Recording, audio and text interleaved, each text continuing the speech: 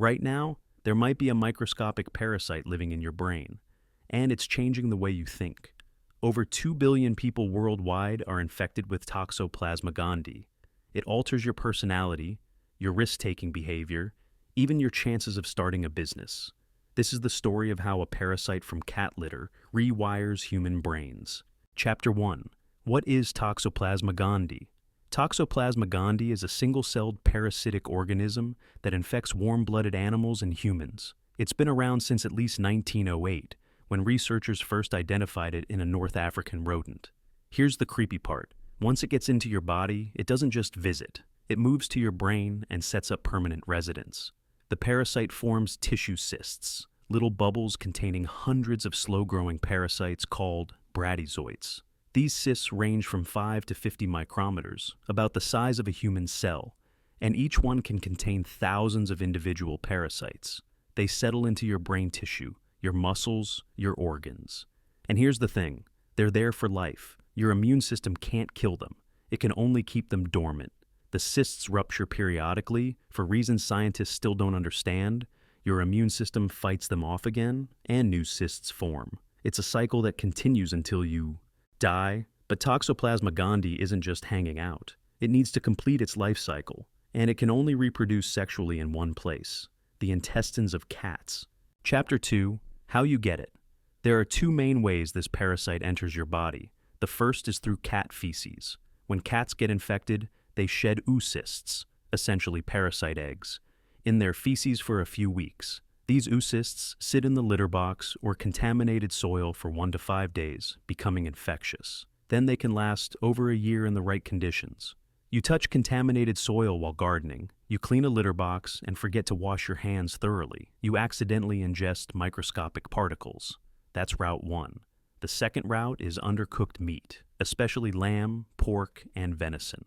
When animals eat contaminated vegetation or come into contact with infected cat feces, they develop tissue cysts in their muscles. You eat that meat rare or medium rare, and those cysts are still alive. Simply owning a cat doesn't significantly increase your risk. It's contact with feces that matters. Indoor cats fed commercial food rarely get infected in the first place. But if you're pregnant, the risks multiply. The parasite can cross the placenta and infect the fetus, causing severe developmental problems. That's why doctors warn pregnant women to stay away from litter boxes entirely. Chapter 3. The infection rate bombshell. So, how many people actually have this thing? The numbers are staggering. Global studies estimate that 25.7 to 31% of all humans are infected. That's roughly 1 in 3 people.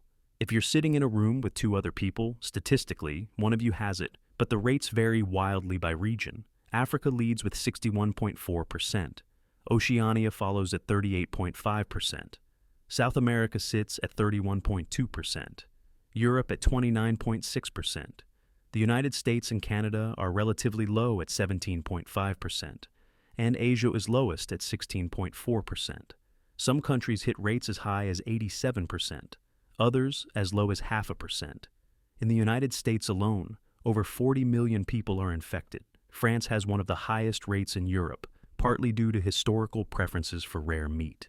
And here's the thing. Most infected, people have absolutely no idea. There are no symptoms in 90% of cases. You could have had this parasite in your brain for decades and never know. The only way to find out is a blood test checking for antibodies. Chapter 4. The mouse mind control discovery. This is where it gets really weird. Scientists studying mice infected with Toxoplasma gondii noticed something bizarre. Normally, mice have an innate, hardwired fear of cat urine. It's survival instinct. Cats eat mice, so mice avoid anything that smells like cats.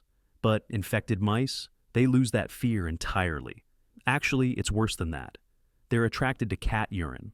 Landmark studies from 2007 showed that infected rats and mice would actively seek out areas marked with cat urine or bobcat urine. They'd spend more time near it than uninfected mice. Other predators? Still scary. Infected mice still avoided dog urine. It was specifically cat odors that flipped from repulsive to attractive. Every other behavior stayed normal. Mating, eating, exploring, all unchanged. Just this one very specific behavioral alteration. And here's the kicker. The effect is permanent. A 2013 study found that even after the parasite was completely cleared from the brain, the mice still lacked fear of cats. The behavioral change outlasted the infection itself. If you're finding this interesting, consider subscribing. I drop videos like this regularly. Anyway, back to it. Chapter 5, What it does to your brain. So how does a microscopic parasite pull off this kind of mind control? The process starts when the parasite crosses the blood-brain barrier and enters neurons. Once inside, it forms those tissue cysts we talked about, settling primarily in the cortex, amygdala, and basal ganglia. The amygdala, by the way, is your brain's fear center. Then the parasite starts messing with your brain chemistry. Toxoplasma gondii produces its own enzyme called tyrosine hydroxylase. That's the same enzyme your brain uses to make dopamine. The result? Dopamine levels increase by about 14% in infected brains. Higher dopamine affects everything from reward processing to risk assessment to fear responses. But it's not just dopamine. The parasite also produces a protein called GRA28 that interferes with host gene expression. It literally changes which genes your brain cells are allowed to turn on and off. Add in chronic low-level neuroinflammation around the cyst sites, and you've got a recipe for subtle but measurable changes in brain function. Each cyst can contain hundreds to thousands of parasites. They rupture periodically, your immune system attacks, new cysts form. It's an ongoing cycle of disruption that lasts your entire life, and your immune system can keep it in check, but it can't eliminate it. Chapter 6, The Personality Changes. Here's where it gets personal. Multiple studies comparing infected and uninfected people have found consistent personality differences. We're not talking about dramatic transformations. These are subtle shifts that only show up in careful psychological testing, but they're real. Czech researchers conducted studies over 2 decades, testing thousands of subjects with Kittel's 16 personality factor questionnaire and Cloninger's temperament and character inventory. Infected men tended to become more introverted, suspicious, and rule-breaking. Infected women became more outgoing, warm-hearted, and easygoing. Both sexes showed increased impulsivity and reduced reaction times. We're talking about a 14-millisecond slowdown. Not huge, but measurable. The changes become more pronounced the longer someone has been infected. A 2025 study published in Frontiers in Psychiatry found links between infection and increased aggression. Another study correlated infection rates with traffic accidents across multiple countries. The theory? Slower reaction times plus increased risk-taking equals more crashes. And here's the thing. You wouldn't notice these changes in yourself. They're too gradual, too subtle. But statistically, across large populations, the pattern holds. Quick reminder, if you're enjoying this, subscribing really helps out. Now, where were we? Chapter 7. The sexual risk-taking link. A 2025 study dropped a bombshell. Toxoplasma gondii infection is associated with increased sexual risk-taking and sexually aggressive behavior. The mechanism makes sense when you think about it. Increased dopamine plus reduced fear of consequences equals lower sexual inhibition. The parasite reduces your brain's ability to properly evaluate risks. Studies have found correlations between infection and self-reported risky sexual behaviors. The effect appears to be dose-dependent. Higher parasite loads, more pronounced behavioral changes. This isn't just academic. It has real public health implications.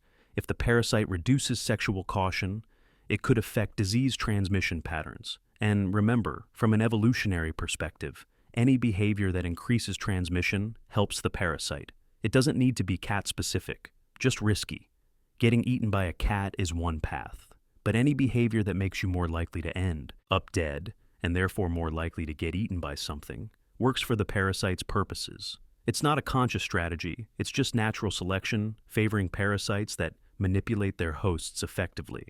Chapter 8. The Entrepreneurship Connection. Here's a twist you weren't expecting. Infected people are more likely to start businesses.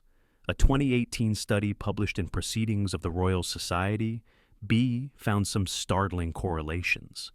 Business students were 1.4 times more likely to be infected with Toxoplasma gondii than non-business students.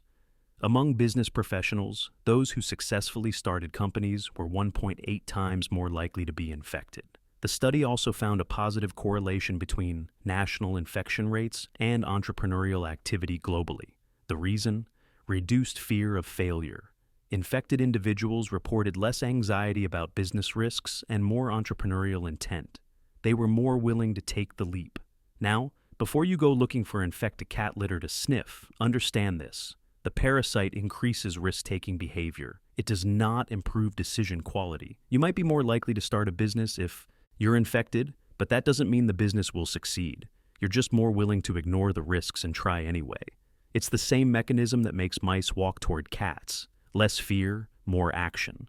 Sometimes that leads to innovation and success. Sometimes it leads to getting eaten, metaphorically or literally.